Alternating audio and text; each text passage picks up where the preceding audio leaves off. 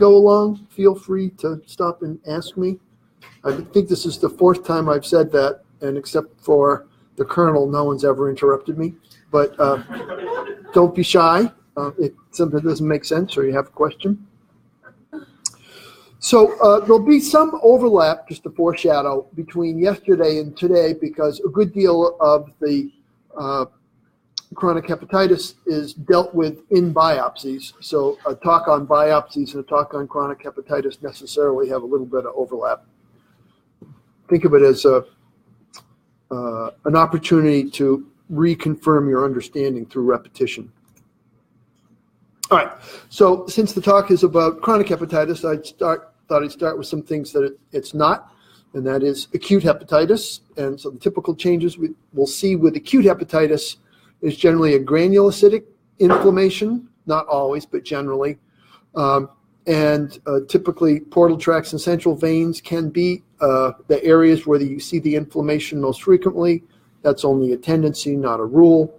Hepatocellular individual cell necrosis or apoptosis, and here's some here. And you now know, particularly if you've gone through the general path section, that there's apoptosis and necroptosis and puroptosis and ferroptosis and a number of other ways for cells to die.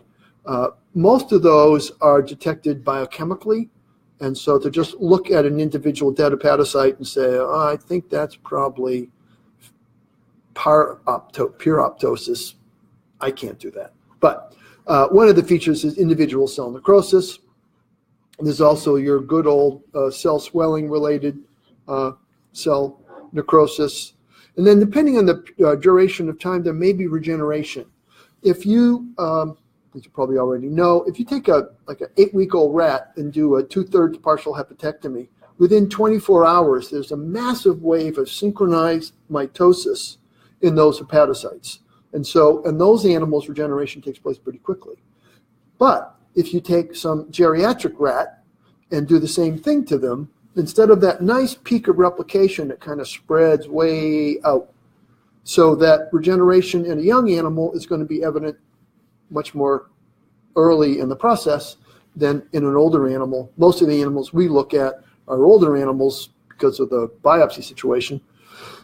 So the evidence of regeneration may or may not be there depending on the duration separating the injury from the biopsy.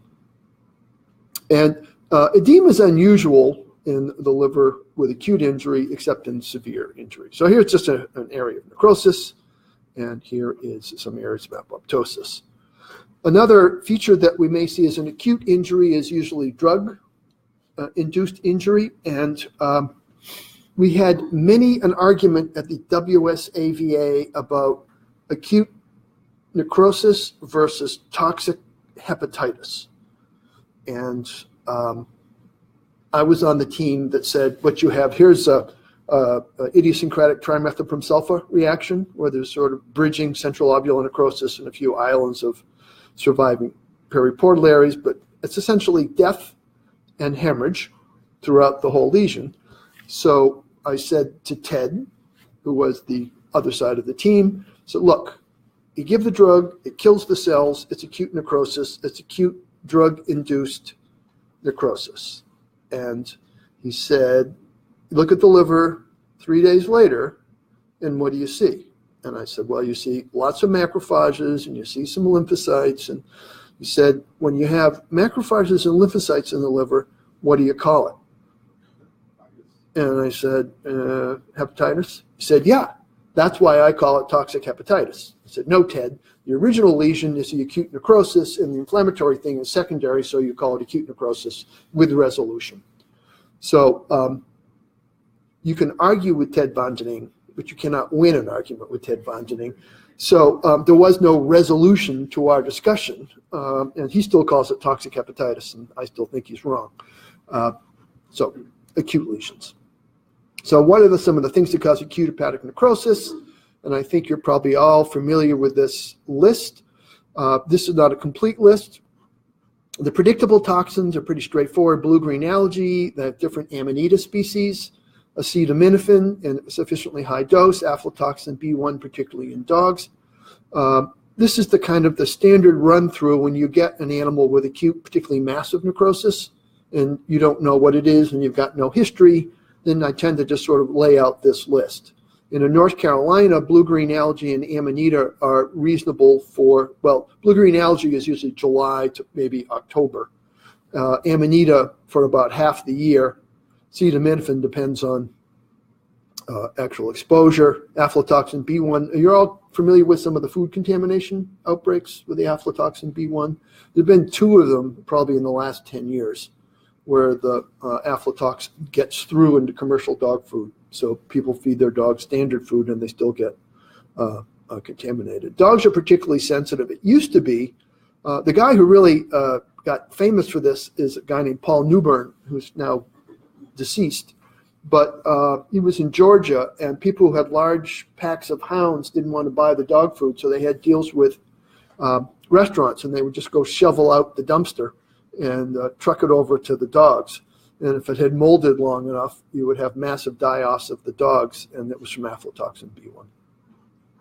Some of the other things to keep in mind that can happen, and there's a long list of idiosyncratic toxins, but trimethoprim sulfa is incriminated commonly for both that acute hepatocellular necrosis that I showed you, but it also can cause acute injury to the biliary tree and cause destructive cholangitis.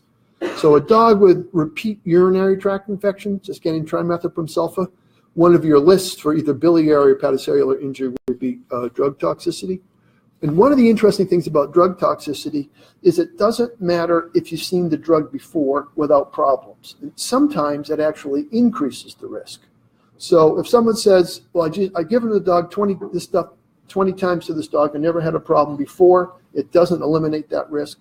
And if, in my experience, I've been giving this drug for 20 years and never had a problem, it doesn't matter. It's idiosyncratic. So we'll talk more about that later on for acute and chronic injury. Everyone knows about diazepam, Valium in cats. It was given to cats that wouldn't eat as an appetite stimulant, I guess to de-stress them, and some cats end up with acute central lobular necrosis from that. Mitatane's been associated with some animals with acute hepatic injury. Zonisamide is in the literature. I think there's only one report. Xylitol is a funny one. This stuff in Javelin, which you've probably all seen about acute, they get hypoglycemia, they also get acute hepatic necrosis. But there's an interesting paper where people tried to reproduce the xylitol. I think they had a pack of Shih Tzus. I'm not sure why they picked them for their experimental dog, but they couldn't get to an LD50 with the xylitol experimentally. So I don't think it's predictable. I think it's an idiosyncratic response. But when I see that acute hepatic necrosis, one of the things I'm concerned about is access to xylitol. And because it's in human food and it's non-toxic to people, you really have to get the clinician to question the owners about, has the dog been in the trash? Did the dog eat 2 packs of your gum? Because people just don't think it's toxic. So good history ends up being really important for some of this. Cycads, familiar with the palm tree kinds of things that have the nuts, dogs eat them, and there's probably lots of others. Okay, so one of my soapbox issues is terminology. And so when you have a chronic inflammatory lesion in the liver, there are a number of terms that you can use to describe it. Chronic hepatitis, chronic active hepatitis, chronic persistent hepatitis, portal hepatitis would be some. Most of these names came from the 60s, and some of them I think came out of the AFIP. And before people were aware that there was hepatitis B and hepatitis C, there were chronic inflammatory lesions in human livers, and there was a real effort to determine on a biopsy, is this injury going to progress to fibrosis and cirrhosis, or is this inflammation going to resolve without fibrosis? And so the argument was that a particular term, chronic active hepatitis, was used when certain criteria were in place. And chronic persistent was used when those criteria were not met. Now that hepatitis B and hepatitis C can be diagnosed, these terms aren't used. And so in veterinary medicine, we didn't use the terms. And then we started copying the MDs when they started using chronic active hepatitis. And then they stopped, and we haven't stopped. And I'll show you in a second why I think that's a case. And the argument that I make to my residents is that when they're trying to diagnose chronic active hepatitis is show me chronic inactive hepatitis, and then you can use the term. Another term which I think we don't use very often that we should use is non-specific reactive hepatitis. And I get a chance to speak to the ACVIM fairly often, and Sharon Center is there as well. And Sharon and I continually, if I'm not arguing with Ted, then I argue with Sharon. She really hates this term, non-specific reactive hepatitis, and challenges me to come up with a better one, which I have not done, nor has she. But the point here is, in the liver, you can get responses to systemic disease or responses to particularly GI disease. So the analogy I use is, if you had the flu and you're not doing well, and I came in and I biopsied your submandibular lymph node and said, I got a diagnosis, you have reactive lymphadenitis. And you would say, no, you simpleton, I have the flu and my lymph node is reacting to my systemic disease. Well, the liver is in fact the lymphoid organ. The liver responds to systemic injury. And so if you have a leaky gut and you're running endotoxin down your portal vein, or maybe even bacteria down your portal vein, the liver responds to that inflammatory stimulus. You get a little bit of ALT elevation, maybe a little bit of AST elevation, and you will have inflammatory cell infiltrates, usually mononuclear, in the central lobular area and in the in the portal tract and in the central lobular area. If you do the IBA1 stain of a normal liver, you'll be very surprised how many antigen-presenting cells are present both in the portal tract and in the central lobular connective tissue. Occasionally, the inflammation will break through the limiting plate, but typically there's not hepatocellular necrosis. If I have hepatocellular necrosis, then I'll switch the diagnosis to hepatitis. So here's an example. Here's a section of small intestine with a moderate amount of inflammatory change in the intestine. And here's the liver, and you can see that there is a light mononuclear inflammatory infiltrate in the portal tract. And you'll see similar things in the central lobular area. And at least in some of the cases I look at as second opinions, I'll find people diagnosing minimal to mild cholangiohepatitis. And they've got 15 lymphocytes floating around in the portal tract. And so I say to my residents, do you see any evidence of cholangitis? And they say no. And do you see any injury to the hepatocytes? And they say no. So don't you think cholangiohepatitis is a really good term for a lesion that doesn't actually bother either the hepatocytes or the biliary tree? And then they say, no, you are wise. And I say, that is correct. That's why we call it non-specific reactive hepatitis, because it's a response. If the biliary tree is targeted and damaged, it's cholangitis. If the biliary tree and the hepatocytes are injured, it's cholangiohepatitis. But you've got to have those criteria before you use that term. Otherwise, it becomes a very non-specific kind of term. For that minimal inflammation that you actually see, because we see it all the time Yep. too, in these older dogs, we train our residents to write things up, whether they call it that minimal mild cholangiohepatitis or now a reactive hepatitis. Yep. Do you even morph that, or you just say it's noted, duly noted, and move on? In other words, no, I morph it, and I often morph it because people have biopsied the dog because you got an ALT elevation. So I think it helps, and then I have my little diatribe about non-specific reactive hepatitis, because I think it helps them understand. If I say it's a normal liver, or there's no major abnormalities observed, then they think, well, that doesn't make any sense. Why has he got an ALT elevation? So I'd like to say non-specific reactive hepatitis. I have my little, mini paragraph explaining what that's about and what's going on. And then I suggest that they look elsewhere. And a lot of times it's kind of like the cats with triaditis. A lot of times they have some GI problem. Maybe they don't. They may have something else. But I think the idea is that what I don't want them to do is start treating the liver disease. I want them to go look someplace else. And the liver disease will take care of itself once the GI disease is taken care of. Right, and that's good. I'll take it one step further because most of these residents are going to go off to a research institute do very similar tox path kind of like studies. So when you see that minimal inflammatory infiltrate, let's say in a rat, that's different than a dog or cat, and then you may not even have the values. How would you morph it in let's say a rat or a mouse? Well, I think that's a really good question. And it's a good question because it's an ongoing debate in the tox path world. And there's a process called thresholding, so that in some studies, people will say, and one of the reasons in tox path, people don't want to read things blind because you end up overcalling a lot of stuff because you don't know what the background lesion is.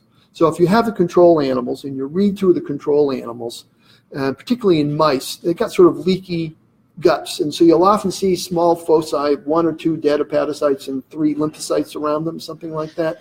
If you can look through the controls and decide, okay, this much and less, I'm going to threshold. That is, I'm just not going to call until it exceeds that amount. But that's something you have to put in your report that, the control animals had this, and it had to be more than that before I was willing to call it anything. And then there are other pathologists, and some very experienced ones. The guy who runs EPL, for example, he will not threshold because he says that, you can see from the report if all the control animals have a grade 1 inflammation, the grade 1, you make your own decision. That probably doesn't mean anything. But to not report what you see is a dangerous policy. So there's a division of opinion. And so the answer to your question is, if you threshold, your control animals, you only call what's above that. And if you don't, and I used to be a thresholder because I thought it was easier, but in the end, I think you end up backing up having to explain what's going on, so I've become a non-thresholder now where I just score everything. But it's a matter of choice. I don't do that in biopsies. But, when you got a 400 rat study or 400 mouse study, then you've got to make your own call. Okay? Good questions. All right, so this is from back in 1995, and Batts is the same guy who I showed you the picture of the fibrosis, the little drawing of minimal, mild, and moderate fibrosis. The terms chronic active hepatitis, chronic persistent hepatitis, and chronic lobular hepatitis have become obsolete, and the use without further specification should be discontinued. So the MDs have. The veterinary pathologists persist. So I would encourage you, at least the WSAVA group, we simply called things chronic hepatitis, if we thought it was chronic, and with some modifiers if they were appropriate, with bridging fibrosis, whatever. But we just don't use the term chronic active hepatitis because it's not really defined clearly. I suppose if you had a stated standard for what you wanted to call active hepatitis, I could live with that. But frankly, I think I would just say chronic hepatitis with piecemeal necrosis and then say, minimal, mild, moderate. It affects all of the portal tract, part of the portal tract, rare portal tract, something to that effect.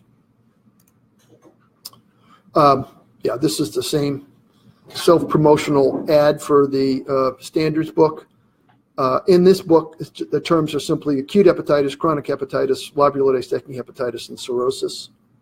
I think you can modify your way to clarity if you just use those major categories.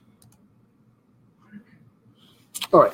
So I think we can learn a lot from looking at what our physician colleagues have done previously. And this is an example of chronic liver disease in a study from Jefferson County, Alabama. I don't know if Jefferson County, Alabama is representative of all of the US, but this gives you a snapshot. Alcohol accounts for 24% of chronic liver disease. Hepatitis C and alcohol, another 14%. Hepatitis C, 26%. Hepatitis B and alcohol, 14%. And only 17% is unknown, and 5% are rare other kinds of things. So there's a fair number of different things that cause chronic hepatitis in people. Alcohol is not a big problem in veterinary medicine for the dogs. That might be for the pathologists. And we don't have a good hepatitis C or hepatitis B examples. I'll talk about more in just a second. So the causes are pretty much known in human medicine. I showed you this yesterday. Only about a third of chronic hepatitis in dogs has a known cause, and that would be copper. And the bulk of the other ones are almost 2/3 are unknown, and there's a few rare things that we can actually detect. So we are trying to understand this, and I'll talk a little bit more about some of the things that might be driving this 2/3 of the unknown part. And we'll talk a little bit more about what we do know about copper than what we did yesterday. So chronic hepatitis in dogs, what's it look like? The clinical signs are polyuria, polydipsia, weight loss, anorexia, vomiting. So, most dogs come into the vet for polyuria, polydipsia, weight loss, anorexia, vomiting. So not particularly specific. The icterus, the ascites, and the seizures are things that start to drive you more towards a liver-specific kind of problem. Initially, the dogs are asymptomatic. It can be progressive disease, and then there are some forms of where clinically there's an acute and fulminant transition. We'll talk for just a brief moment about Tyler's disease in horses. I wanted to add a few other species. And Tyler's disease are an example of a disease process that probably persists for a period of time and then clinically presents as an acute and fulminant kind of problem. And that's the best analogy I can for those kinds of cases is the toilet flush model, in which it's like you're putting a little more pressure on the handle with a chronic growing viral infection. But the regenerative and compensatory capacity of the liver is such that you can lose 10%, 20%, 30%, 40%, 50% of liver function, and you're clinically asymptomatic. But you get over that tipping point, and the handle flushes, and whoosh, clinically, you go from clinically normal to acute and apparent fulminant disease processes. But if you looked at a liver, you've all seen livers from Tyler's disease cases, those livers are trashed. That didn't happen overnight. Okay. Right, this is a repeat, mostly idiopathic. Copper is about 36%. And then there are examples of drug toxicity, infectious diseases, and maybe immune-mediated diseases. And we'll talk a little bit about the evidence for those going forward. There are some medications that could lead to enzyme elevations. And again, that's part of collecting a good history, so you're not chasing a response to therapy rather than a disease from some different cause. So ALT elevations are associated with tetracycline administration. Carprofen, again, probably an idiopathic kind of response. Ketoconazole is a good one for driving liver injury. Some chemotherapeutic agents, amiodarone, which is used for cardiac diseases and causes phospholipidosis. You guys familiar with phospholipidosis? It's a toxopathy thing. It's a drug, a class of drugs that bind to lipids and interfere with lipases, breaking them down. So you end up with accumulations in the lysosomes of these non-digested lipids. Griseofulvin, particularly a problem in cats, can be a problem in dogs too. So this is just a partial list, but it just keeps you on guard that different drugs have the potential to drive some of these kinds of problems. We just did a project on some dogs given CCNU, normal dogs given CCNU as a part of an oncology background study. And a bulk of those dogs with and without steroids ended up with ascites and had to be put down. So CCNU can go in here too. Steroids can drive alkaline phosphatase. Apparently phenobarb and primidone can also induce it. And that wasn't something I was familiar with. I pulled this from a prestigious journal, Today's Veterinary Practice. And then there were a bunch of other drugs. I was on I guess I still am, an ACBIM liver consortium team, and they wanted to look at evidence-based information about things that might cause chronic hepatitis. And so they came up with this list. Anyone know how I make this go away? Just click on it and move it. Unfortunately, it can't go away. You can move it to the other side. Thank you. Okay. So we'd have to go through the whole thing, but currently for chronic hepatitis, evidence for viral causes is weak. Lepto, weak to moderate. I'll come back to that in just a second. And then there are, systemic diseases, leishmania, persistent bacterial, not so much, rickettsial, not so much, babesiosis, not so much, protozoal, not so much. Copper, strong evidence. Protoporphyria is moderate. There's a couple cases of acquired protoporphyria. There's not a lot of inherited protoporphyria in dogs, but there's some old literature on alpha-1 antitrypsin problems, which is probably inversion of cause and effect. And then some drugs that we do see, phenobarbital, oxybenzazole. Again, some of this is the same list we went through before. And then this group, they're all fired up about immune-mediated chronic hepatitis, and they felt that evidence was moderate to strong. And I'll show you some of that evidence later on. These are things, yeah. Old literature said adenovirus in dogs used to be a cause of chronic active hepatitis. We're coming to that in just one sec. Bear with me for just a moment. But you are absolutely correct.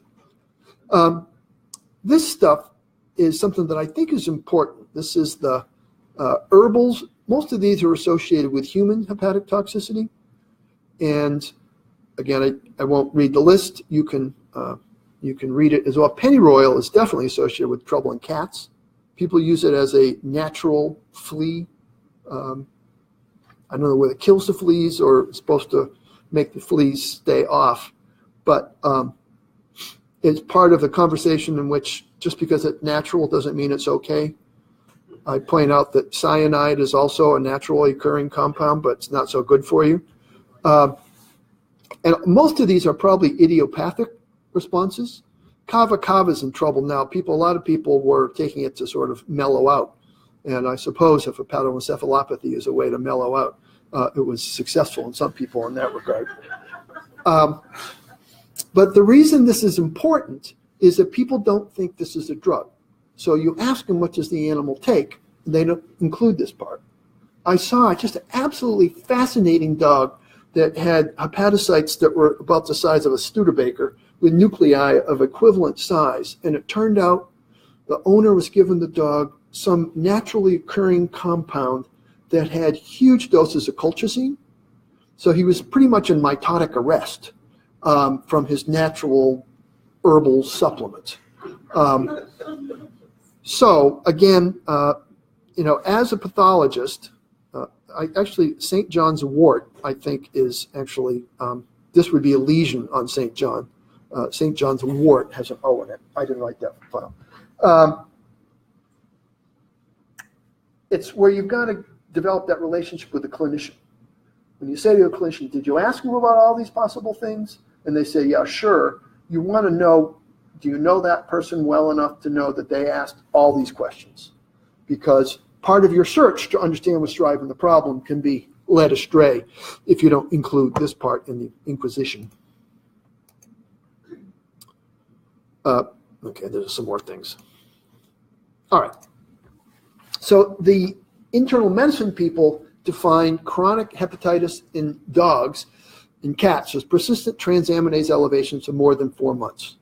In people, it's 6 months. What the difference is, I don't really know. And why is it 4, not 3? I don't know that either. But I think this is just a sort of a stake in the sand for some sort of standard by which you determine what's likely to be actually a chronic injury. And again, we talked yesterday about you biopsy a liver on a single observation of an ALT elevation. That may be something that's actually resolved by the time you get the biopsy. But if you got 4 months of transaminase elevation, I think you can be pretty well convinced that it really is a chronic process.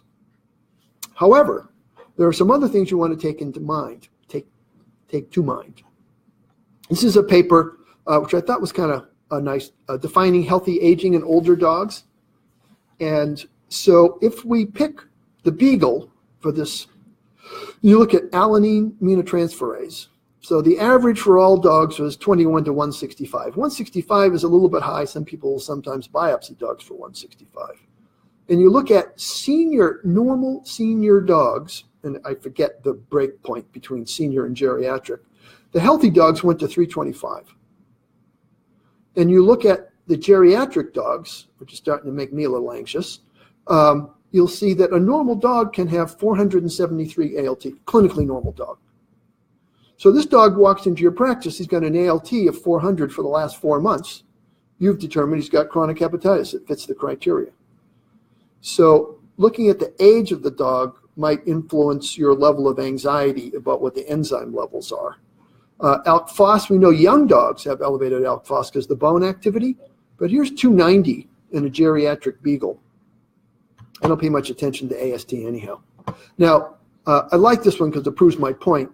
The labs were not quite so persuasive, but they still have dogs with ALTs of 168, 130, and alk phos of 138. So some of these moderate enzyme elevations in older dogs might not be indicative of overt liver disease. One of the most likely things is as you age, your cardiac output drops, and so your liver is progressively, moderately more hypoxic. I was quizzing one of my physician friends about drug dosing in old people because the rate of clearance of drugs goes down considerably.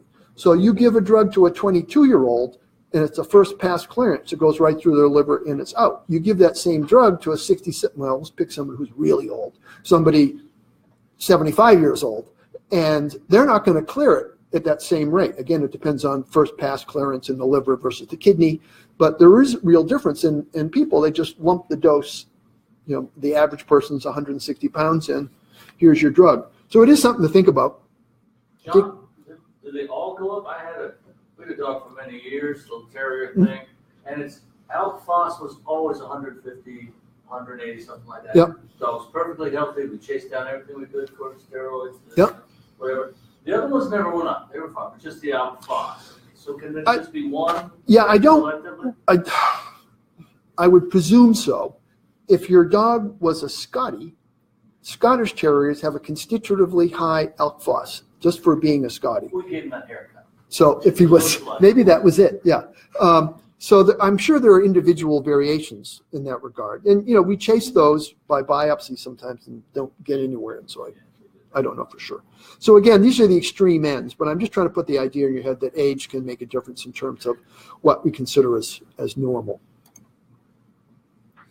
All right. So at this stage of your training, probably you don't need me to tell you what chronic hepatitis looks like, but that won't stop me. So again, apoptosis and necrosis, you want to see ongoing injury to the hepatic parenchyma. The inflammatory infiltrate can be variable, can be histiocytic, can be lymphocytic. You may see neutrophils. Regeneration is usually evident. Again, it depends on the energy, the nature of the injury. And then fibrosis. Fibrosis is really the hallmark of chronicity. If you've got enough injury that you've had time to lay down collagen, then that definitely tips the scale from the end of the acute to the chronic. And then it can be accompanied by proliferation of ductal structures, which I will talk to you more about, perhaps more than you care for, in a second. And then in dogs, nodules of regeneration. You almost never see nodules of regeneration in any other species, dogs and people. Occasionally you see, really occasionally you see those small things in cats, but otherwise they're just not a common response except in dogs. One of the things that I think is important to evaluate when you're looking histologically at chronic hepatitis is interface hepatitis or piecemeal necrosis. So here's a portal tract, and you can see that where the portal tract normally ends is a very crisp distinction. The connective tissue stops, the limiting plate is immediately there, and then you're on to hepatocytes. And it's kind of like interface hepatitis in interface dermatitis, in which that interface between the dermis and the epidermis is blurred. So once you see inflammatory cells that are now obscuring that transition from across the limiting plate, particularly if there's isolated individual hepatocyte necrosis, that fulfills the criteria for interface hepatitis or piecemeal necrosis. And then I always indicate and try to estimate is, you know, sort of a quarter, a half, most or all of the portal tract involved by these things, and what proportion of portal tracts involved by these things. This is a worrisome change. So if you see this much destruction and damage, my concern is that the inflammation at this point is self-sustaining and the likelihood of progressive fibrosis is much increased.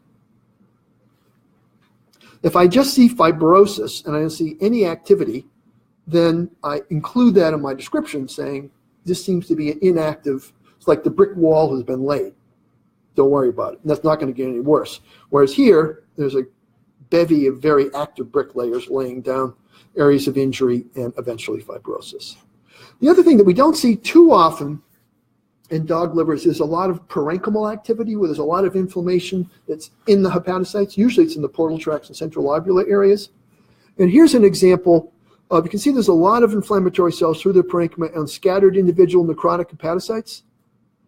I think that there's a syndrome in younger dogs. I see this in dogs. They have ALT elevations. They've got a lot of lymphocytes in there, individual cells dying.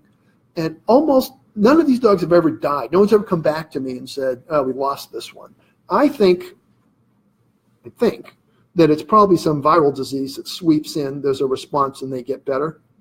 But don't ask me which virus because I've got no evidence of that. I work with a virus discovery guy at Ohio State, but I can never get any serum from these dogs, so I've never looked. But I see this pattern once in a while, and it looks a good deal like human viral hepatitis. I just did a book chapter on hepatitis A and hepatitis E in animal models. And did anyone remember Charlotte Keenan?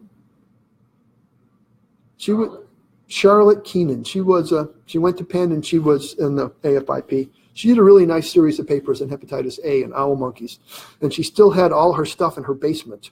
And she was at Penn a couple years behind me, and I got her to ship all her stuff to me. But this is pretty much what acute hepatitis A in owl monkeys looks like. So I think it's a viral thing. And then I mentioned before, the key hallmark of chronic hepatitis is fibrosis, these large areas of collapse and collagen deposition. There's also some ductular proliferation and nodular change here. So these are the histologic hallmarks of chronic hepatitis and the associated fibrosis, and this is what the livers look like as a response. And I will not show you the whole series of chicken wires again, but I find that the structural integrity of the liver is a key element of the biopsy report, and this goes back particularly to chronic hepatitis. How much fibrosis? Where's the fibrosis? How would I grade it? We'll talk about that in just a second. But that's why I like the reticulin stain, because it really shows me in detail the structural framework of the liver. And then my favorite connective tissue collagen stain is Sirius Red. I think you've seen these pictures before. But it does a nice job of detailing where collagen is deposited in the liver and allows me to grade or stage the amount of fibrosis a little bit better. And most of that fibrosis comes from the hepatic stellate cells, which we'll be talking more about later on today. But there are multiple myofibroblast populations in the liver. So there are distinct, in mice, there are at least 5 distinct myofibroblast populations that live in the central area connective tissue, portal area connective tissue, along the sinusoids, and then grading to either end. So there are different, at least surface markers that subdivide them. They generally are all characterized by expression of smooth muscle actin. They'll express various collagens when they're activated. So when they're resting, they store vitamin A. And when they are stimulated, they develop a more fibroblastic look and start to secrete collagen. It's a bunch of other things that they secrete. But one of the interesting things that they secrete is metalloproteinase. So we think of them as the cells that make collagen in the liver, and they are. But they're also the cells that make the proteases in the liver. So they can build or they can take away. You can stimulate stellate cells in vitro, but the idea is if you can stimulate stellate cells to overproduce proteinase versus collagen, they can actually clear out the fibrosis in the liver, and that's a technique that's being explored for resolution of chronic injury in people's liver. And then, of course, they also make tissue inhibitor of matrix metalloproteinases. So there's a lot of yin and yang, just depending on what is stimulated in the genetic program. And the hepatic stellate cells, also Edo cells? Yeah, they've been called fat storage cells, Edo cells, stellate cells. I prefer the term stellate cell. Yeah. I know most of the papers from Japan refer to it as Edo cell. And so I think it's I think the trend is going towards stellate cell. So one of the other changes that you'll see with injury are the so-called ductular reactions. And I was just complaining about all the bacteria have different names from when I was coming up, and some of the diseases have different pathogenesis.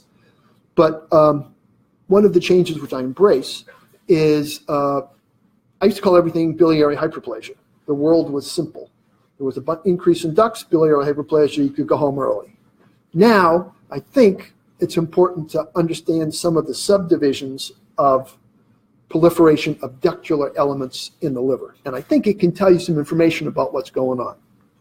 So I always laugh at the dermatologists because they have 147 different kinds of hair follicle tumors. It's like, come on, who cares?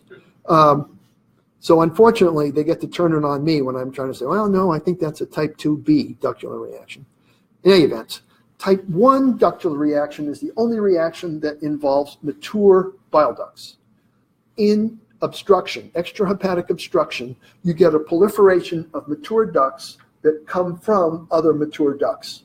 And the idea there is it's really just storage capacity increase. So you've got bile coming out, and now you've got the hepatocytes. Now you got obstruction. So now you got too much bile. Well, why do you care? You care because bile contains bile acids. Bile acids are designed to do what? Break down fat. And your cell membranes are made out of fat. So it's not so good to have a lot of bile acid in a hepatocyte. So the hepatocyte shovels it out through the canaliculus and it goes into the bile duct. But if you increase the number of bile ducts or the volume of bile ducts, you got more space to stick all that bile where you're waiting for extrahepatic obstruction to resolve. There's a thing called hepatic circulation where the bile comes out of those ducts into the hepatocyte back into the duct. And the more and more ducts that you have, the longer you can survive pushing the bile back in there. So that's a proliferation of mature ducts. And this is an obstructed animal, actually forget what species. And he's got lots and lots of ducts, but they're relatively mature. And I'll skip the mechanism of proliferation. But inflammation, IL-6, and cholestasis will both drive this kind of proliferation, and part and parcel with the increase in bile ducts comes an increase, a stimulus of fibrosis. So you almost always see ducts and fibrosis simultaneously. This would be a bridging lesion. So type 1 extrahepatic obstruction is mature ducts. There's also a reactive form or release of IL-6 will drive that same process. John, you use the term mature ducts. Histologically, what do you refer to? Generally, what I'm thinking about is the interlobular ducts. So that when you think about a portal tract, the ducts that are that size. There are smaller ducts coming in from the transition from the canaliculus to the cholangiole to smaller ductules to the duct. But I'm talking about generally the ones that we think about within the portal tract. A typical portal tract, about that size. There's another change, which is not all that outside of research applications, is a metaplasia associated with cholestasis. So if you use cytokeratin 7, which typically stains biliary epithelium, in an obstructed animal, you'll find the hepatocytes in the limiting plate are now cytokeratin 7 positive. So they're starting to undergo metaplasia, and they will actually develop a ductular phenotype. And that, of course, because they're both driven by cholestasis, you can have both processes at the same time, but you can't really detect it without the cytokeratin 7 staining to see that transition. And type 2B is associated with hypoxia, and I was trying really hard this morning to find some duct formation in that horse that had the fibrosis in this in central lobular lesion. In dogs, occasionally you'll find duct formation. Dogs with chronic heart failure, you can see duct formation down in that central lobular area. And when I do, I always try to get my resident to call it a portal tract, and then I diminish their self-esteem. And then type 3, we'll get to in just a second, is when you tweak a subpopulation of bipotential progenitor cells, and those cells live, there's actually subsets, they live in a niche right where the canaliculus first joins the canal of Herring. And right where that transition takes place, there's an extracellular matrix environment which is right for holding these cells. And they will proliferate in the face of injury when normal hepatocytes can't replicate. We'll get to that in just a sec. And so one of the places I got this information from is a series of papers, 3 of them from Valier-Desmet, ductal plates and hepatic ductular reactions. So if you'd like to know more about it, this is a place to look. It's in Virchow's archive. The chronic inflammation or chronic injury will also drive some proliferation. So here's a horse with pyrrolizidine toxicity.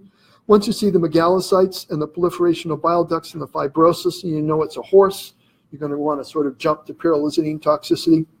So this is probably a combination of types. There's often cholestasis, looks like there's some there, with this guy, which should cause some proliferation. But the pyrrolizidines act to inhibit proliferation by mature bile ducts. And so when you have a stimulus to replace damaged hepatocytes, but the hepatocytes themselves are so damaged they can't proliferate, then the bipotential progenitor cells will start to grow out. And you can see they don't really make ducts. There's kind of like linear arrangements in some areas. And these can undergo metaplasia into hepatocytes to replace the missing hepatocytes. So this would be that third type, but it's actually got also some mature duct proliferation, so it's a mix of both of those. So pyrrolizidine is where you think about that. Oval cells in rodents, that's the same thing as the bipotential progenitor cell. So that was originally, some work was done where rats were given a chemical that, diethylnitrosamine, which damaged the hepatocytes, and then they got a partial hepatectomy. So that there was damage, loss of cells, so there was a real stimulus to replace the missing hepatocytes. And then they were given another drug called 2-AAF, 2-acetylaminophlourine, and that intoxicated the hepatocytes so they couldn't replicate. And then there'd be this explosion of these oval cells because they were the bipotential progenitor cells that were racing to the rescue. So the term oval cell has not been replaced with bipotential progenitor cell, despite my efforts. The toxpath community is not readily moved. Sorry. Yes. Do you, in your reports, do you say like what subtype you think it is? It depends on whether it's Friday afternoon or Wednesday afternoon. Yeah, and who I'm talking to. You know, there's sometimes you're casting pearls before swine, so I don't bother to go through the details. And there are some internists that I think it's worth having that conversation with. Can you base that on like the size and how well differentiated the ducts look like with different subtypes? Yeah, and I think the reason I think it's worth going through that exercise is that it supports your thought process about the pathogenesis of what's going on. And one more question, in the past here, like in the old days, everybody always just said biliary hyperplasia. That's totally a whole different thing, right? Well, nowadays I put it parenthetically, Okay. because the problem is, it's like you start worshiping in a different church and you're using different terminology and you've left behind the old congregation and you're like, what the hell is this guy talking about? So it's the same thing with a lot of terminology that I think we should adopt that we don't, and say, so the reason I didn't call this chronic active hepatitis is blah, blah, blah. The reason I didn't call this minimal cholangiohepatitis is just so people don't get lost. Just because I'm making the transitions, I think you need to bring the people along with you. Here's an example. This is a biopsy from an animal that actually eventually died. And you can see that the hepatocytes are there, but they're separated and pretty sad looking. And there's all these sort of basophilic cell population sort of in the mix away from the portal tract, not just purely bile ducts. And if you stain them with cytokeratin 7 or cytokeratin 19, you get a sense of just how many of these guys there are in the. So here's the portal vein. Here's probably the original bile duct. And all these others are proliferated bipotential progenitor cells that have grown out in the face of massive hepatic injury. So that's type 3. Okay. So now I want to talk about a few specific things that actually do cause chronic hepatitis. They're not sort of major players in liver disease. Chronic lymphocytic cholangitis, which we'll be talking about more shortly, is something that we see in cats. And it's typically immature or mature small lymphocytes, variable numbers of plasma cells, typically centered around the portal tracts and in the bile ducts. And one of the keys is you don't see any inflammation around the central veins with lymphocytic cholangitis. And so your major rule out is lymphoma. And so you're often struggling to determine whether it's the same as you would with a GI biopsy.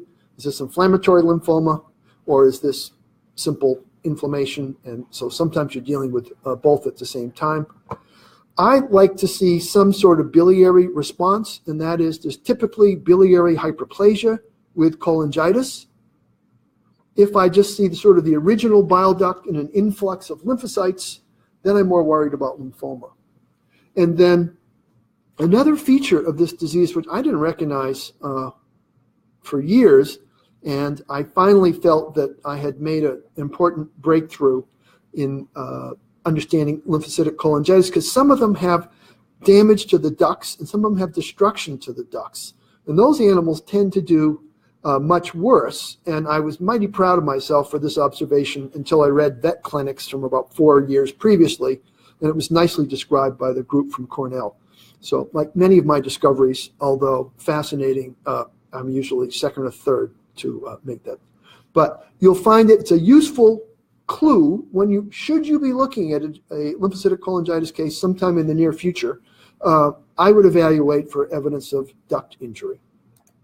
Hey, I've got a question. Yeah. Do you happen to know, most of those lymphocytes, T cell? Yeah. B cell? Okay. Yeah, most of them are T cells. And I always thought, oh, they're all T cells. But I just read a paper for the conference, and there could be B cell follicles around those areas. We do sometimes see follicle formation. And the proportion of cells is always predominantly T cells, but obviously if you've got plasma cells in there, there are some B cells in there as well. So I would say 80-20, sort of on average for T cells. But because the plasma cell proportion changes, I don't know if it changes over time or it changes with a disease. There's a paper from, I think it's Michael Day from a while back, sort of thinking there were maybe either different forms. You do get plasma cells sometimes fairly abundantly. So of course that helps when you're trying to rule out lymphoma.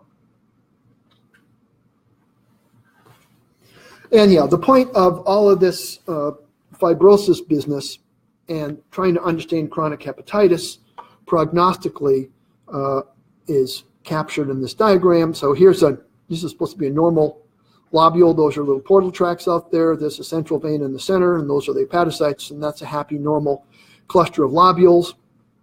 As we discussed earlier, you get acute toxic injury, no further injury, you're going to get restitution. You haven't bent the chicken wire. But with repeated injury, now you start to damage the underlying structure of the liver, and as a consequence, you start to develop early fibrosis. There's clearly a step from early fibrosis back to normal. But with repeated injury, we end up with progressive fibrosis, different patterns of bridging fibrosis, shunting of blood in those septa, and you end up with a cirrhotic liver. But where we don't know is how many times can you draw this line back to normal, and what therapeutic interactions can you do. Once you see this, these animals are not going to get better. But some of these other in-between stages, I hold out hope for those animals. And with good medical therapy, I think they can retain adequate liver function. And this is where your comment starts getting longer and longer, where if this is representative of the rest of the liver, then blah, blah, blah. And I think this is not yet cirrhotic, but it's worse than this. And so there's a reasonable chance. And that with a nice clinicians in the progressive practices, you can say, would you call me in a year if this dog comes in and dies? Would you call me in a year if this dog is doing just great? I would really like to know how that turns out. And I also tell the folks, I don't think that you guys can do this, said I'll look at the histology on the postmortem for nothing. So if you're going to post this dog, I want to see what he looked like before so I know what he looks like at the end. The dogs that I said are going to die, if they come back in 4 years for their annual health checkup, I'd like to know that just so I'll adjust my prognostication. All right. So another concern with chronic hepatitis and the associated fibrosis is that increases resistance to perfusion through the liver. resistance to perfusion in the liver is translated as portal hypertension and lymphatic leakage. We talked about that yesterday. So once you get portal hypertension, you're going to start to see these shunt vessels develop. These are multiple and tortuous. These are going to be acquired shunt vessels. And then with that often comes, or at least eventually comes, ascites. The prognosis, once ascites develops, is particularly poor. I can think of one exception, and we will discuss that exception later on today. But the big concern with the fibrosis is the development of portal hypertension and the downstream consequences of that. With the acquired shunts, you have things like hepatoencephalopathy developing. If the animal is in synthetic failure and he's hypoproteinemic, then the formation of ascites is going to be increased because the osmotic pressure of the serum is reduced. As I said, it's a poor prognostic indicator. And don't look for it in horses. They end up with ventral and lymphedema, but they don't get ascites from liver disease. They get ascites from ruptured GI and inflammation in the GI, but not from these hydrostatic pressure. And then the acquired shunts is a typical. This is actually, what do you think about that liver? Big or small? Yeah, it's a little liver with an acquired shunt. This is what we call portal vein hypoplasia, also known as microvascular dysplasia in some corners of the world. And this is like a 6-month-old Rottweiler puppy who came in with ascites and all these acquired shunts, and he essentially had no portal veins in his liver. And then we talked about this before, but I just thought I'd show you the images. For chronic hepatitis evaluation, we need to be able to both stage the fibrosis, and then we want to be able to grade the inflammation. If you can, again, pick whatever scheme you want, but just refer to a consistent scheme, I think it's very useful for clinicians to start to understand what this means. I mean, we already say mild, moderate, marked, but if you had some illustration that made it clear what you see so they understand what you see, I think it helps in sort of coming to a common understanding. It certainly helps from pathologist to pathologist when you get a second opinion and someone says it was mild. And I say, well, geez, that's my moderate. It's nice if you have a common scheme. All right. Let's talk about some other known causes of chronic hepatitis, companion animals. Bruce, what time am I supposed to be done? 11:30-ish, but 12 is fine. Okay, all right. 12 is good. All right. So one of the differences between veterinary medicine and human medicine is there are no chronic viral infections in companion animals equivalent to human hepatitis viruses that are recognized yet. So the big three for chronic hepatitis in people are hepatitis B. And hepatitis B has been a major problem, particularly in Southeast Asia, Sub-Saharan Africa. It's also a problem in the US, but is a very effective vaccine for HBV. Everybody got an HBV vaccine in the room? Yeah. It's a good thing to have. Hepatitis C, there is no vaccine for C, and it is the major cause of liver cancer in the Western world now. It's a major source of morbidity as well as mortality. But there's now very effective chemotherapeutic agents for hepatitis C. They are very expensive, but they are very effective, which was really annoying to me because I just developed an animal model of hepatitis C about the time that an effective cure was developed, and it really was unfortunate. As far as I was concerned, I was hoping it was a bunch of toxic drugs, but it turns out it's not very toxic and it works pretty well.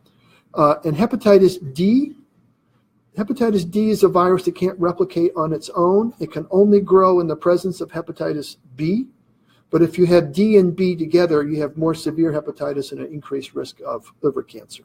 So there are some well-documented, easily detected chronic viral diseases in people. We just don't have that. And a few years back, this paper came out in PNAS, and I thought, this is incredible. Here it is, hepatitis C virus in a dog, the 2/3 chronic hepatitis, and formerly idiopathic. It's all made clear to me now. And then it turns out, this is the guy I've been working with for the last almost 10 years, Kapoor. The virus was found in the dog. It didn't grow in the liver. It grew best in the lung. It didn't cause disease anyplace. And about 5 years later, we figured out it's probably a horse virus that ended up sort of as a adventitial infection in these dogs. So my hope of explaining the 2/3 of chronic hepatitis through viral infection were dashed. There's not even a movie here.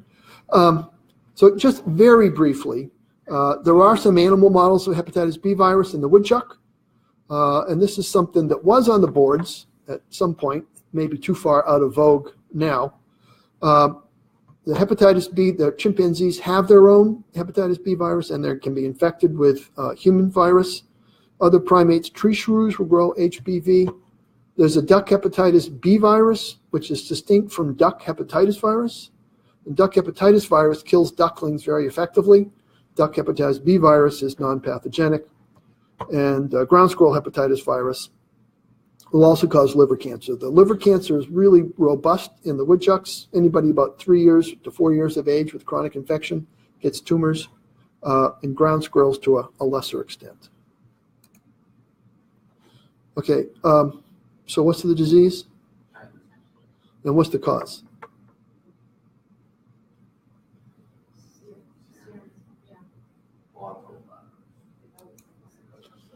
Dr. Williams, once again, is top of the class. So this is another pub from PNAS. And so if you can't get your stuff published in this journal, then you think PNAS stands for probably not accurate science. Because it's not really peer reviewed. You just have somebody who's in the academy say this looks pretty good. So this paper, identification of a previously undescribed divergent virus from the flavivirus, and that's the hepatitis C family, in an outbreak of equine serum hepatitis. So I don't have the date on this, but this was proposed as the cause of Tyler's disease because they found this virus in some tetanus antitoxin, and they put it into some horses. I think one horse died, a bunch of horses got sort of sick. They went back to the vial. They found the virus in the vial. They found the virus in the horses on the farm. And then they did some experimental infections, and they did experimental infections, and either they didn't miss a meal or they had trivial enzyme elevations. And they thought, oops. So it was called Tyler's disease associated virus. And it was associated, but probably didn't cause Tyler's disease. So it came and it went. It's clearly a novel virus, but it's probably not what causes the problem. Tyler's disease-associated virus. And there's a more recent publication in which you can see I was a key player because I'm a 15th of 400 authors in this paper. It's a new parvovirus associated with serum hepatitis in horses is common in equine biologicals. Everyone's being a little cagey. But we had two horses in the same day. We had a horse and a donkey, both with Tyler's disease, and they both were parvovirus positive. So there are a handful of new horse hepatitis viruses. One is this Tyler's disease-associated virus. There's an equine hepacivirus, which is the thing that was found in the dogs. And there's another virus called the PEGI virus, which is related to hepaciviruses. All can be found in horses. But the parvovirus looks like the answer. The problem is it's necessary but not sufficient. There are plenty of horses that have parvovirus titers or active parvovirus infections with no disease. But the horses that end up dying with Tyler's disease, all the ones we looked at so far, have the parvovirus. So the parvovirus is probably a key element. But I'm sure you've all read Tyler's original 90-page paper about making equine serum hepatitis in South Africa. And even then, only about 10% of the horses that got injected got the disease. So there's got to be a cofactor or an immune response difference. But I think now the most likely explanation for Tyler's disease is a chronic infection with parvovirus plus some other factor. Oh yeah, just in case you couldn't find my name. So about 16% of horses depends where you look around the world, are positive for parvovirus. So again, it's not just parvovirus. Question about parvovirus. Yes, sir. Replication deficient and having a very narrow amount of tissues that they can infect in adult horses. Do you think that's part of the reason why only certain horses they become effective, or is there a genetic factor? Or I don't know. The Cornell group is all over this. They've done all the legwork and a lot of. So I think I know they have a USDA grant starting to look a little bit more at the pathogenesis, but there's no data. I don't think anybody knows. And it's there was another. The first equine parvovirus came out of NC State. And we were screening samples, but it is a non-pathogenic parvovirus. So it's a specific subset within the parvovirus family associated with the disease. That's as much as I know at this stage of the game. I put this one out because you don't see inflamed horse livers like this, at least I don't very often, but this is an experimentally infected horse with EIA. So don't forget the EIA can cause a persistent hepatitis. It generally doesn't last months and months, but if you have a horse that's got elevated ALT and they biopsy it, and almost all the liver disease I see in horses is biliary tract related. Here it is out in the parenchyma and well is causing some piecemeal necrosis. Consider EIA. And as I mentioned, there's a bunch of other new viruses in horses, hepatoviruses, piggy viruses, and Tyler's disease-associated virus. FIP in cats. Everyone knows about FIP, but it is can be, depending on the rate of progression, create chronic hepatitis. It's unlikely you get a liver biopsy from a cat with FIP without people recognizing other things going on. But this one is a biopsy from a cat with FIP that people didn't realize it was the dry form. And so it's sort of a perivascular orientation to the lesions. And about the time the serologic tests came back to tell him that he had FIP, we said, oh, he's got FIP. So that's just something to keep in mind when you have chronically inflamed cat liver. And this goes back to Bruce's question. If you look in the literature, and it's repeated ad nauseum in the literature, about proposed infectious agents for chronic hepatitis. Now, if there is a paper that comes out once and there's no follow-up, it either is the seminal paper in the field and there's no need for any additional work, or it's wrong. So maybe once in the history of the world, dogs with chronic adenovirus had chronic hepatitis, but I haven't seen one since. I haven't seen one in the last 30 years. So I'm thinking there isn't any chronic adenovirus infection in dogs. My alma mater. I thought you were going to tell me it was your paper. I've had that happen once before. It's very awkward. So I don't think so. Canine acidophil cell hepatitis came out of Scotland, came out of renowned virologic lab, important people, experienced people. They had acute hepatitis, they had chronic hepatitis, they had studies where they transmitted it, and then it disappeared from the surface of the earth. I have asked to see the original material. No. I have been to the university and said, surely someone has a slide or something here. There was a fire and everything was lost, which probably is true. But I don't think there's any more material. I've talked to faculty members there. I can't even find a slide. So maybe there was canine acidophil cell hepatitis. There's essentially no. How many years ago was that? It was Jarrett. It was when I was a boy. So I don't know, 70s? 70 years ago. I wasn't, no, in the 70s. Oh. I wasn't a boy 70 years ago. I'm getting there. I'm not quite. After it'll happen unless I step in front of a bus. Helicobacter, you know the story in mice?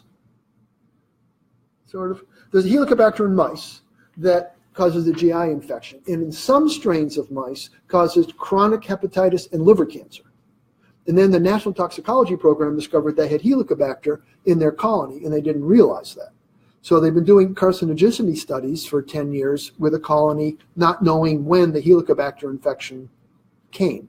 So there was a little bit of hand-wringing and hair-pulling, and it turns out that apparently, I think the strain of mice that they worked with was not one of the particularly responsive ones. So some mice had the infection and nothing happened. Some mice had the infection and they got chronic hepatitis. And there's a Helicobacter in dogs. You see it in their stomachs. And so there was a lot of thought that maybe Helicobacter in dogs is driving chronic hepatitis. And people have looked, haven't turned up anything.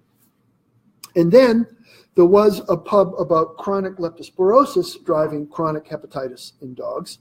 And that hadn't really been followed up with much success.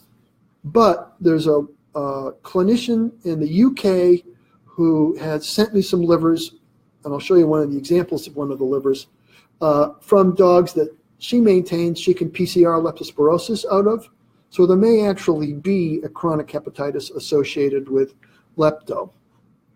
That's, the jury is out. But these other ones I think we can kind of cross off, and it would probably be good to stop repeating the old but perhaps inaccurate stuff slavishly in the literature.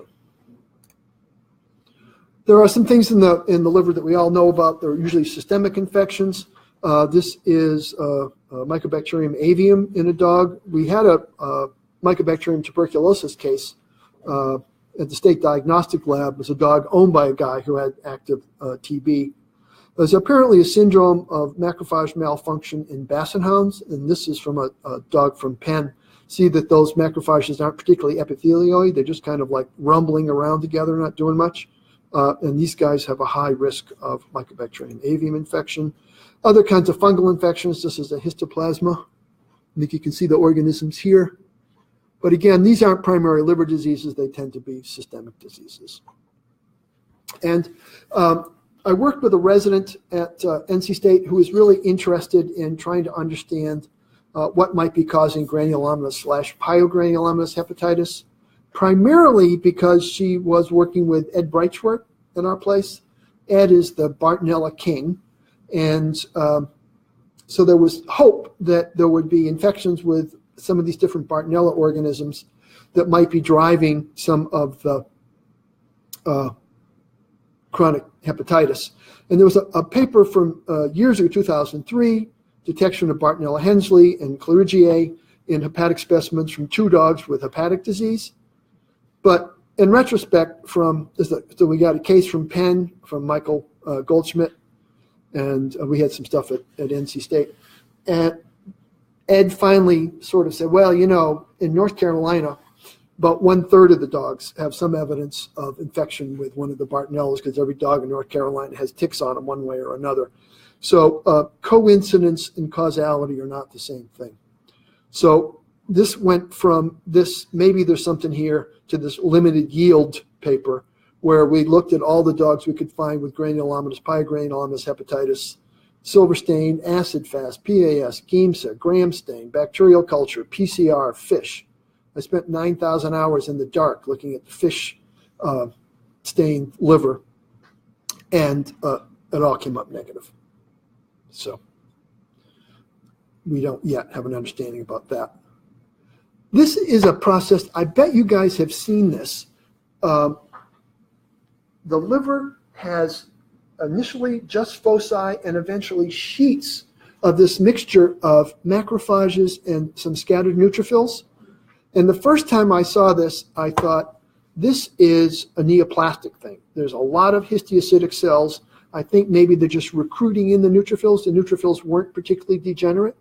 And sometimes there would be just, again, sheets that would replace lobule after lobule after lobule. It's got to be neoplastic. And then one of the mutanisms, which I have appropriated, was that if it's infectious, there should be some focal areas of intensification. There should be some hot spots in there, some areas of necrosis. We couldn't find that. And then I talked to some clinicians with some of these cases who treated them with antibiotics and anti-inflammatories, and 4 years later, the dog with the neoplastic lesion was doing just fine. So then I revamped my understanding and decided that these were chronic inflammatory lesions of some sort. We haven't been able to pull any Bartonella out of this. I see about one of these a month now. I don't remember seeing them much before, but I see them quite frequently now. And there's a clinician in San Diego who sends me stuff. One of the cases he had died. 2 of them have survived just with anti-inflammatory treatment.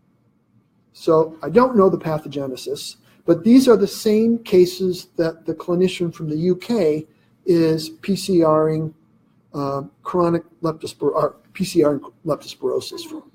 So I don't know if lepto might have a role in this or not, but it is an entity that you will see. I've seen it cases from France, cases from California, cases from Florida, Texas, North Carolina, and Boston. And some of them have survived and some of them have died, and they've been getting doxycycline, they've been getting various anti-inflammatories. And so I don't know what it is, but I know it when I see it. And so this is a pattern that have you seen this? I think we have. Is there any proclivity for any part of the lobule? No. I mean, because sometimes, Randomly distributed? sometimes you might find that if it's the needle biopsies, the entire needle biopsy might just have this in it. But in the laparoscopic biopsies, maybe as much as a third to 2/3 of the sample has this in it, and there's hepatocytes in the corner. But I think they tend to biopsy the pieces that look the oddest to them. But I would imagine you could get up to 50% of the parenchyma involved in this sort of stuff. Yeah, Some so of it's these. extensively. Yeah, and that's why I thought it had to be neoplastic, but some of the dogs get better. The other possibility is there could be multiple things that look the same. But I keep an eye out for this. I think you'll find it. Yeah. Is there a breed or a certain breed that tends to do that? Not that I've noted. I mean, it's not like I've seen a billion of them, but I don't. The first two were Brittany Spaniels, and they were field trial dogs. And one of them was treated with corticosteroids and made a dramatic improvement, and then crashed and burned and died, which made me think that maybe it was a neoplastic. That's what started me off in the neoplastic thing. And then I thought, well, they're field trial dogs. Maybe they got ticks on them. That's why we went through all the PCR for the Bartonella. So now I see all kinds of different dogs. Yeah? For that entity, do you call it something specific? Do you give it a more bloody diagnosis? I would hate to see the entire medley of path reports that I put out under this thing because of my emerging understanding and then changing terminology. So I'm sure I've called it 15 different things. I think now we call it a histiocytic hepatitis because it doesn't really make granulomas, and it doesn't have enough neutrophils, and the neutrophils tend not to be degenerate for me to want to call it pyogranulomatous. So this is another one of those where the comment is this big because I say I don't know what this is, and I think they're histiocytes. And I think there is a thing in people called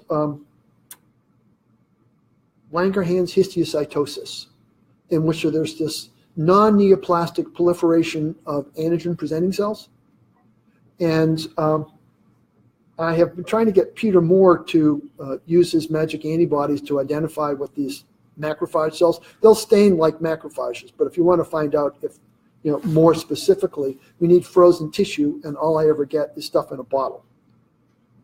So I've asked our clinicians to be alert to if they see something that looks like that, to save some frozen tissue so we could stain it, but I haven't ever gotten that material.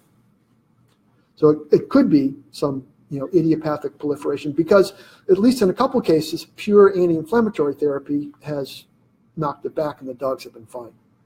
But as soon as I have some time, I'll see if I can sort this out. But it's still a mystery, but I think these dogs, if it's not too extensive, a lot of these dogs can come back and be okay.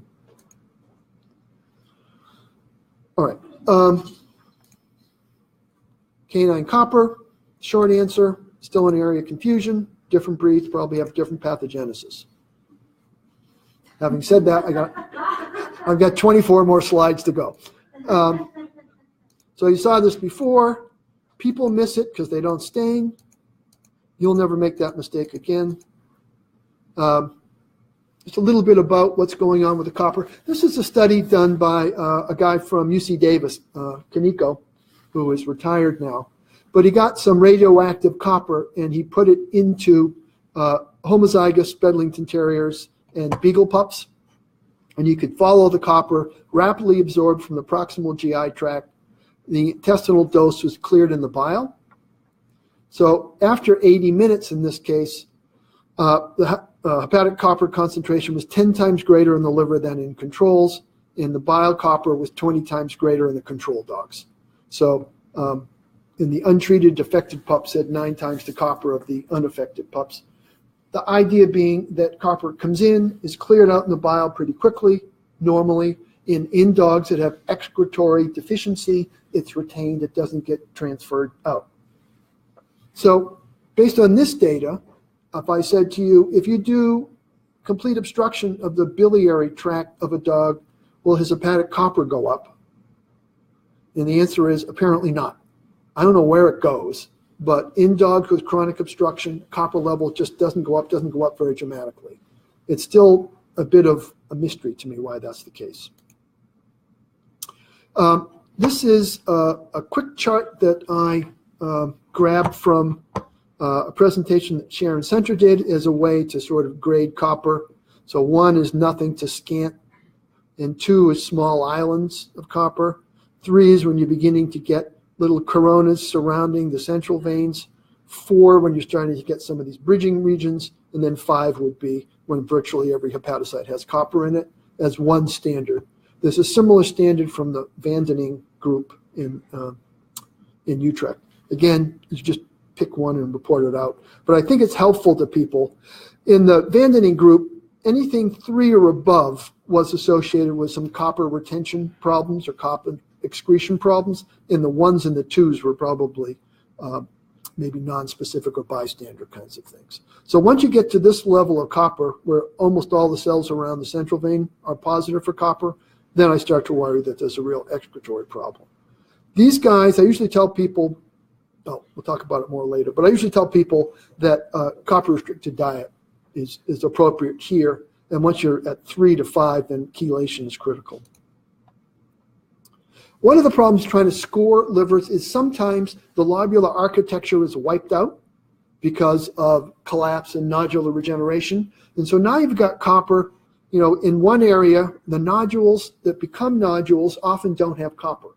So if you want to be a nodule, you have to have a proliferative advantage over the other hepatocytes. So one of the proliferative advantages is those hepatocytes don't store copper, so they can grow into a nodule. So if you biopsy these ones that are no longer in normal lobular architecture, you tell the clinician, hey, there's a whole bunch of copper here, you got to do something about it. And they drive their biopsy through here. They say the copper level is 400, it's normal. What's the matter with you? So once you lose the lobular architecture, you have to inform them that copper measurements may not be accurate. Or sometimes you can do it not off their sample, but off your block, which you can do. And then I picked a part of the block that relates to the area where I thought most of the copper was.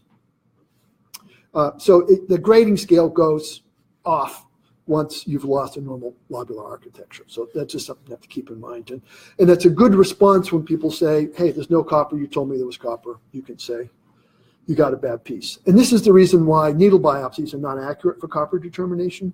And there's some publications showing that wedges make more sense. John, you say that it's because they have a competitive advantage. Could they simply just be newer and they haven't had the time to absorb, or has it been shown? Yeah, they could be. And that story about the competitive advantage is my own, not the reality. And there are occasionally nodules that have plenty of copper in there. So all those things are possible. But stop contradicting me. I don't want any more of that stuff up here. So one of the classic changes, you see these little, I often refer to this as sort of a flak pattern over Berlin in 1944. You get these little, my father was in the Air Force. You see these little puffs of aggregated macrophages with pigment in them, attended by a little corona of lymphocytes. As soon as I see that, I say copper. And sometimes I'm right, sometimes I'm wrong. The photo qualities are not great here. The copper granules are usually sort of a burnt brown, even on H&E. And here's the macrophages, and here's the little corona around it. And then with copper stain, obviously you can see it. There's often individual cell necrosis right around these little areas or along the septa. And sometimes you're wrong. Sometimes the pigment in the macrophages is iron.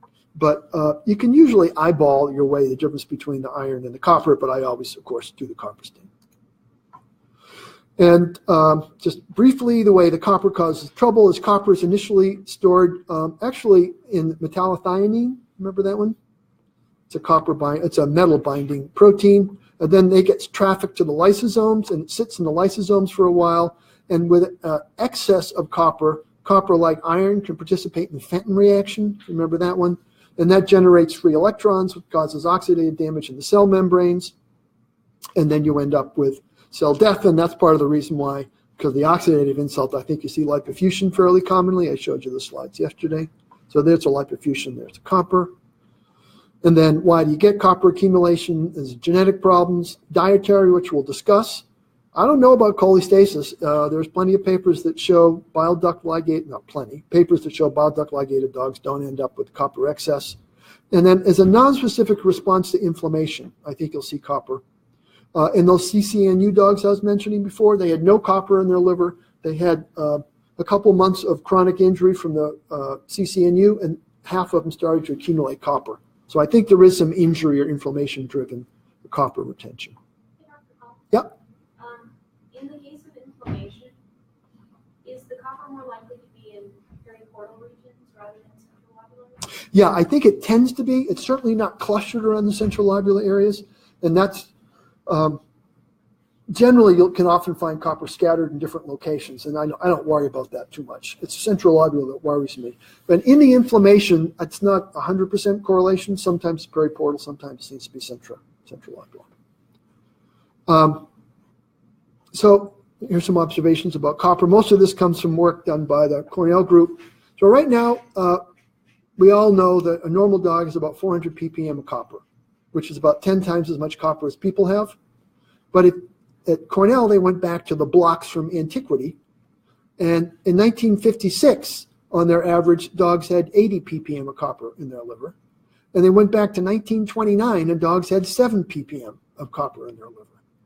So what was once normal is increased dramatically over time. So why is the change? One of the thoughts is that commercial dog food has changed. Either the genetics of dogs have changed since 1929, probably not likely. But in 1996, there was a switch from cupric oxide, which was the copper level, to more bioavailable copper sulfate or chelates. So the bioavailability of copper is increased with time.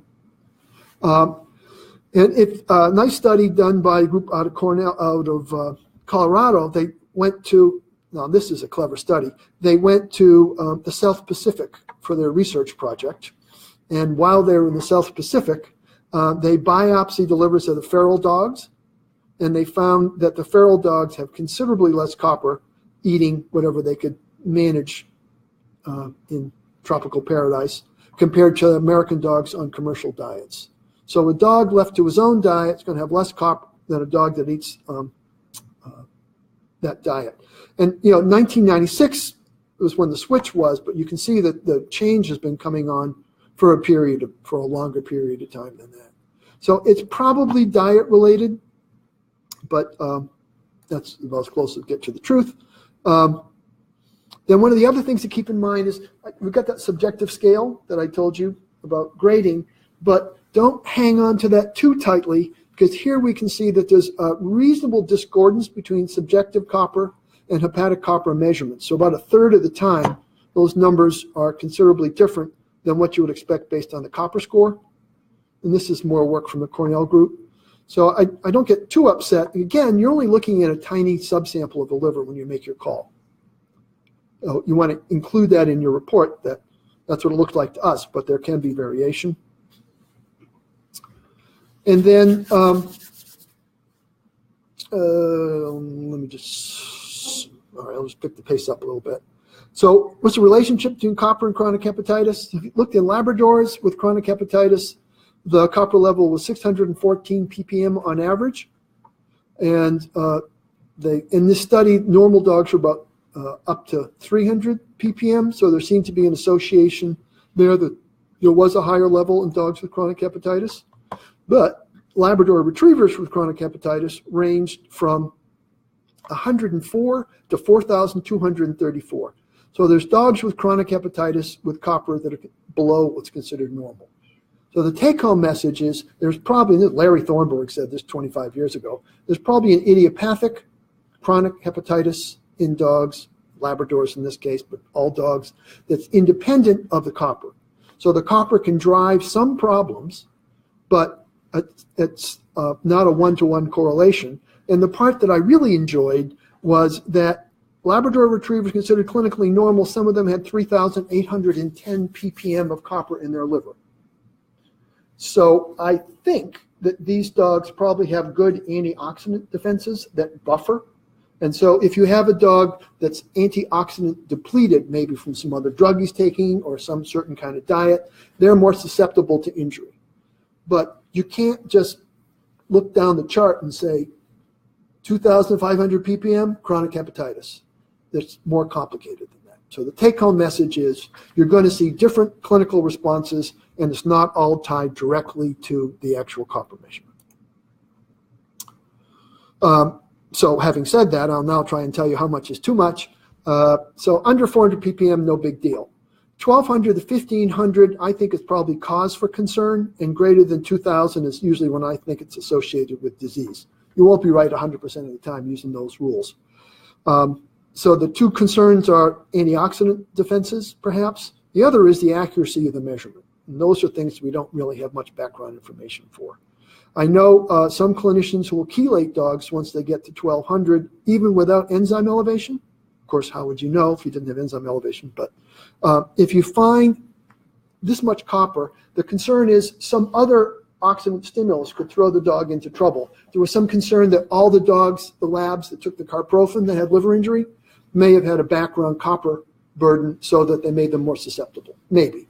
But it's kind of a decision that the clinician has to make. But if I see more than 2,000, I usually point to copper for the liver disease, acknowledging it's not always going to be right. And then I definitely have them on a low copper diet once that happens. And copper determination, we said needle biopsies are often inaccurate, and sometimes there's lack of correlation. A lot of reasons why that might be.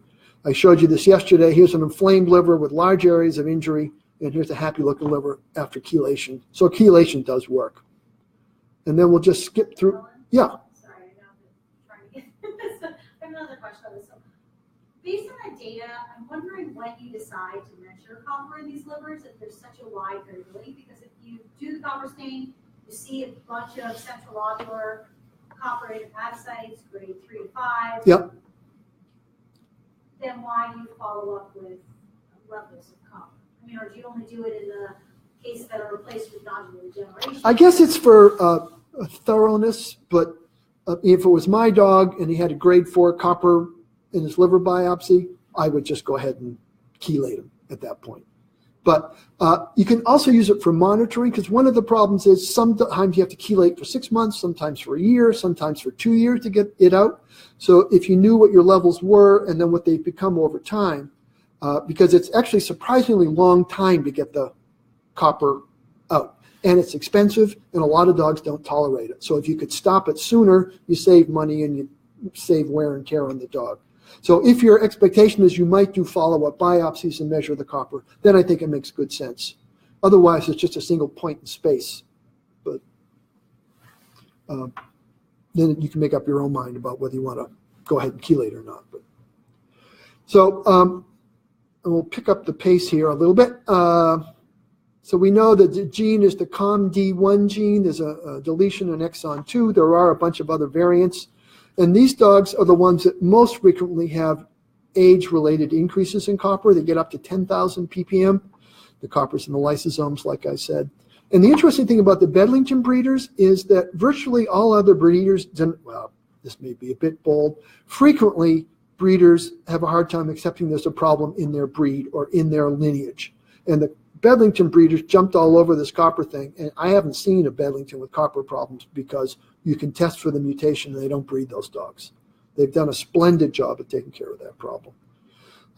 In Labrador retrievers, there looks to be an increased male ratio in this one study. Again, it's only 15 dogs.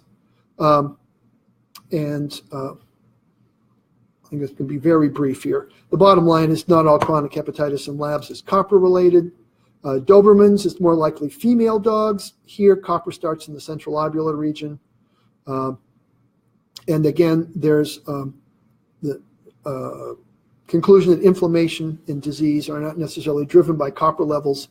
Histology can be similar with or without copper. So the Dobermans are still kind of a confusion.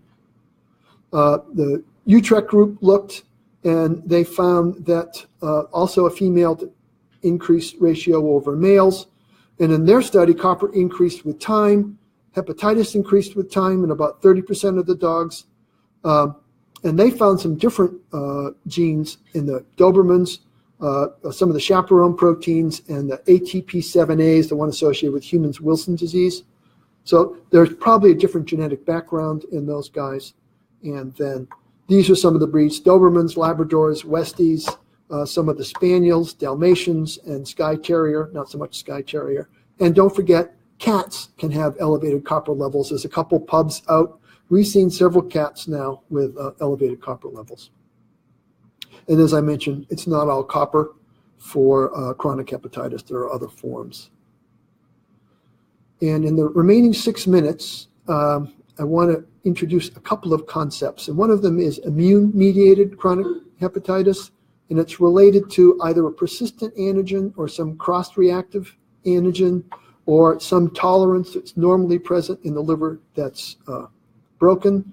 We know Dobermans and English Springer Spaniels have some increase in some of the histocompatibility complex haplotypes, but it also turns out any inflamed hepatocyte will start to do that too, so it's another cause or effect. And then everyone remembers their immunology with the haptene protein complex. So if you have a drug that causes covalent binding to a cellular protein, that combination can now make a new antigen. It can either be humoral or cell-mediated response. And although it's initially to this guy, over time you may develop immune response to the protein, which was the original host protein, and that can drive a self-sustaining reaction. And I'm going to skip this. I had to take a PhD series of seminars on toxicology. So if anyone really wants to see all those pieces, I can show you that again some other time. So it also turns out that adduct formation in and of itself is probably not enough. The context in which antigens are presented alter the way the immune system responds. There's a thing called the danger hypothesis in inflammagens. And very briefly, there's a guy up at Michigan did a very clever thing. He took drugs that are known to be idiosyncratic drugs in people and idiosyncratic toxic drugs, gave them to rats, and when he gave them to the rats, nothing happened. And then he came back and gave endotoxin to the rats before he gave them those compounds. And he used a family member that caused idiosyncratic toxicity and a family member that didn't cause idiosyncratic toxicity. And when he pre-treated with the endotoxins, the rats got liver inflammation when they were exposed to the ones that did cause idiopathic toxicity in people, and no response to the family member that was not associated with that. So the take-home message is the immune system, in the context of being primed by the endotoxin, then presented with that new antigen, actually led to an attack on the liver. So that might be the underlying explanation for why you get a response once in a while to some of these drugs, is the context in which the patient originally sees that antigen. Very briefly, idiopathic disease, lobulo-dissecting hepatitis. I believe we'll talk more about this later on today. Affects young dogs, high mortality rate, portal hypertension, and ascites. And the nice dissection of the hepatocytes, not into big chunks, but individual cells or small clusters of cells, is a key component to the diagnosis of lobulo-dissecting hepatitis. I'll leave you with that thought. There's a similar syndrome in American Cocker Spaniels in Japan. They get this fine nodular-looking liver, portal hypertension. You see this massive vascular distension. And again, some of them get lobulo-dissecting hepatitis. It was the most common of 3 or 4 different possibilities. I want you to keep in mind the Scottish Terrier vacuolar hepatopathy. Do you all know about this? Yeah, so Scotties are weird. They have this elevated alkaline phosphatase at its constitutive state, and with diseases that should cause elevated alk phos, they get an augmented response. So they're different in that regard. And they also have this vacuolar hepatopathy, or hepatocellular vacuolization, which is not benign. These dogs go on to cirrhosis and hepatocellular carcinoma.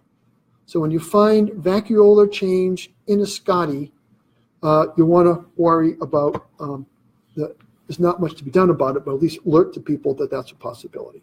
So Scottish Terriers, two different things, alk phos and this vacuolar hepatopathy that turns into chronic liver disease.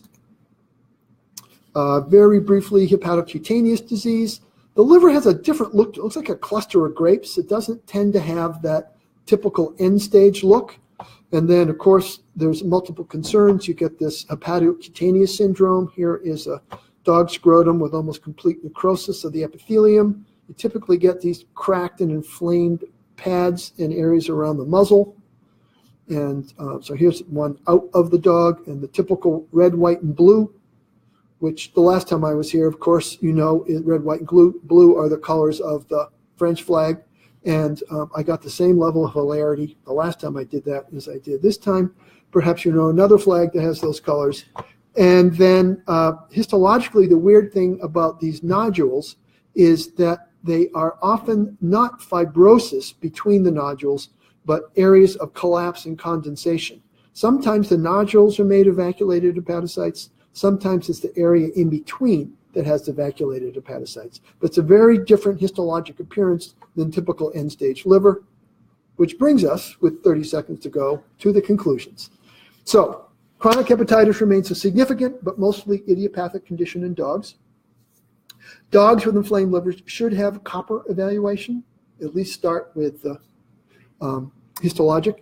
At Cornell, they have a morphometric method. They just scan the slide for copper, and they come up with a number which correlates pretty well with the copper measurement, so you don't always have to have tissue to do that. Remember that older dogs may have insignificant transaminase elevation, so don't go chasing a minor elevation for long-term in an older dog. Ancillary testing is often necessary to identify potential toxins, and that goes back to good history. What have they been exposed to? And then, of course, there's much more to be done. So, thank you very much.